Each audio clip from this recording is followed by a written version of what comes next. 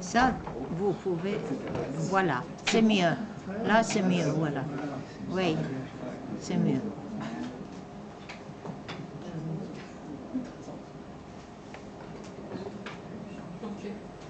Très bien. Voilà. Un petit peu, mais c'est pas Alors, grave. comme je l'ai dit, on commence avec de la poésie. J'ai pris pour titre de cet exposé « Les deux ailes d'un oiseau ». Pour illustrer l'égalité, il n'y a rien de mieux que deux ailes d'un oiseau.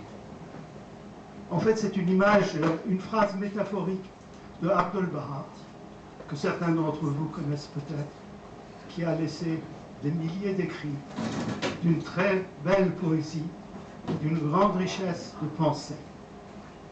Alors, pour illustrer cette image de l'égalité entre hommes et femmes, Abdul-Baha parle des deux ailes d'un oiseau. Pourquoi il prend cet exemple? Parce qu'un oiseau qui a deux ailes qui n'ont pas la même force ne peut jamais s'envoler. Abdul-Baha dit, pour que l'humanité puisse prendre son essor, les deux ailes, qui est l'aile de l'homme et l'aile de la femme, les deux composantes de l'humanité, doivent avoir la même force, les mêmes capacités, les mêmes droits, les mêmes devoirs. Et c'est comme ça que la civilisation humaine pourra prendre son envol. Alors j'ai pris cette image pour parler de l'égalité entre hommes et femmes.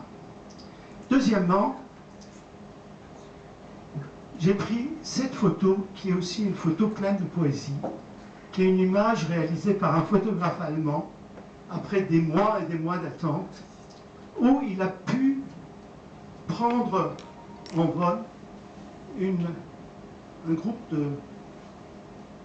d'oiseaux, enfin je ne sais plus lequel c'est, je l'ai noté quelque part, et qui ont formé dans leur groupe un oiseau qui vole. Et c'est une image vraie. C'est une image vraie et qui montre exactement comment l'humanité peut, l'exemple que vous avez donné dans l'écriture de votre livre, vous avez dit qu'à partir de votre unité, tous les deux, pour écrire ce livre, est née une troisième personne. Eh bien, l'humanité, c'est pareil.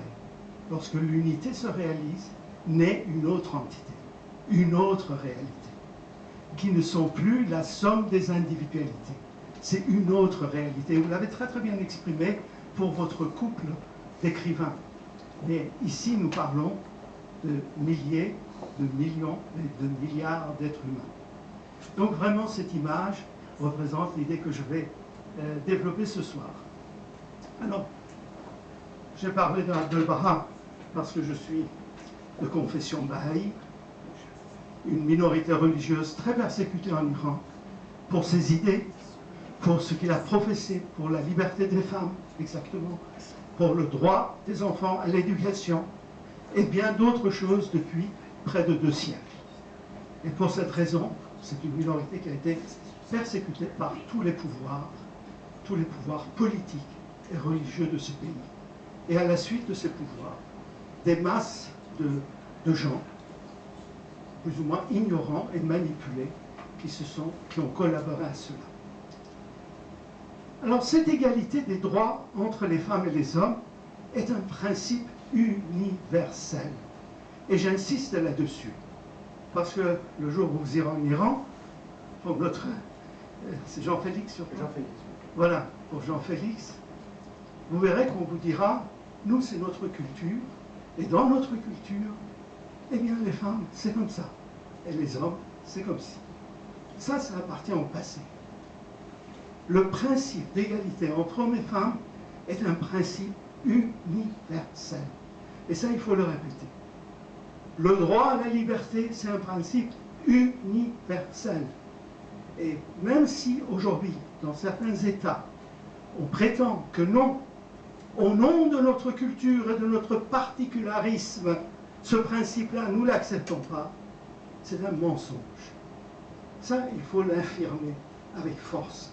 Et c'est ce que font les femmes iraniennes aujourd'hui, à qui je vais rendre hommage. Donc, principe universel. Et cette égalité entre hommes et femmes Et dans mon exposé, je vais évoquer essentiellement des problèmes qui sont posés en Occident. Pour l'Iran, l'Afghanistan, l'image est trop claire. Je dirais l'image est trop caricaturale pour que même les aveugles pourraient le voir. Même ceux qui sont aveugles de naissance verraient ces images. Mais même dans d'autres cieux, sous d'autres cieux, dans d'autres cultures, eh bien, cette inégalité est tellement ancrée dans les esprits qu'il faut une lutte de longue haleine. Lorsque je dis de lutte, je ne veux pas dire de lutte violente, hein. Je veux dire de lutte contre l'obscurantisme, de longue haleine, pour qu'enfin, au cours des siècles prochains, cette égalité commence à s'installer dans les esprits et ensuite dans les structures de la société.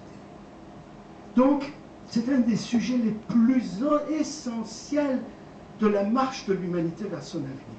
Ça, il faut en être conscient. Et si j'ai donné l'image de l'oiseau avec ses deux ailes, c'est que l'humanité n'atteindra pas son plein essor tant que cette égalité ne sera pas réalisée. Tant que l'égalité entre hommes et femmes n'est pas réalisée et ne l'est pas, eh bien, l'humanité n'atteindra pas son essor. Pourquoi j'ai choisi ce sujet? Toujours un regard historique. Alors, ces deux tableaux m'ont particulièrement interpellé. Il s'agit de Gustave Caillebotte, peintre impressionniste français de la fin du 19e, début 20e. Caillebotte, c'est peut-être pas un des noms